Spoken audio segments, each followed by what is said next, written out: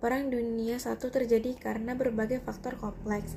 Antara lain itu ada persaingan kekuatan kolonial, nasionalisme yang meningkat, dan juga persaingan ekonomi dan sistem aliansi yang rumit antar negara-negara Eropa. Pemicu langsung perang ini adalah pembunuhan Pangeran Franz Ferdinand dari Austria-Hongaria di Sarajevo pada tahun 1914 oleh seorang nasionalis Serbia. Kejadian ini memicu serangkaian peristiwa yang akhirnya memicu pecahnya Perang Dunia Pertama yang terjadi pada tahun 1914 hingga 1918. Konflik ini terutama berlangsung antara dua sekutu yang termasuk Inggris, Prancis, Rusia, kemudian yang diikuti oleh Amerika Serikat, dan kekuatan sentral termasuk Jerman, Austria, Hongaria, dan Turki Utsmani. Penyebab utama perang meliputi persaingan kekaisaran, nasionalisme, dan sistem aliansi yang kompleks. Perang ini dikenal karena penggunaan senjata modern dan perang parit yang menyebabkan kerugian besar di berbagai front. Perang berakhir dengan kemenangan sekutu dan ditandai oleh perjanjian Versailles pada tahun 1919. Perang Dunia Pertama berdampak signifikan terhadap Indonesia yang saat itu merupakan koloni Belanda. Konflik ini menyebabkan penurunan perdagangan dan krisis ekonomi, memicu ketidakpuasan di kalangan rakyat.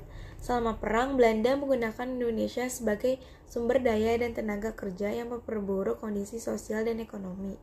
Dalam jangka panjangnya, termasuk munculnya semangat nasionalisme yang lebih kuat di kalangan pribumi, yang kemudian mempercepat gerakan kemerdekaan dan perjuangan melawan kolonialisme.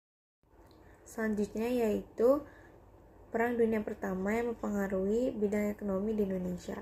Yang pertama itu adalah perang membawa perubahan besar dalam sistem ekonomi global, yang dimana ekonomi global ini didominasi oleh Inggris dan Prancis yang mempengaruhi ekonomi Hindia dan Belanda tergantung pada ekspor ekonominya.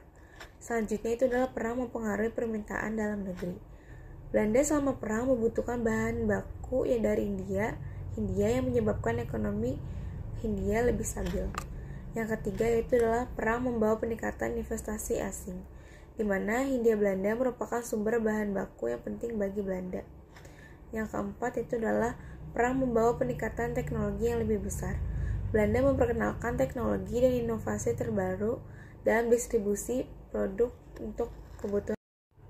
Yang terakhir adalah Perang Dunia Pertama yang mempengaruhi dalam bidang pemerintahan di Indonesia. Yang pertama itu adalah peningkatan kontrol kolonial.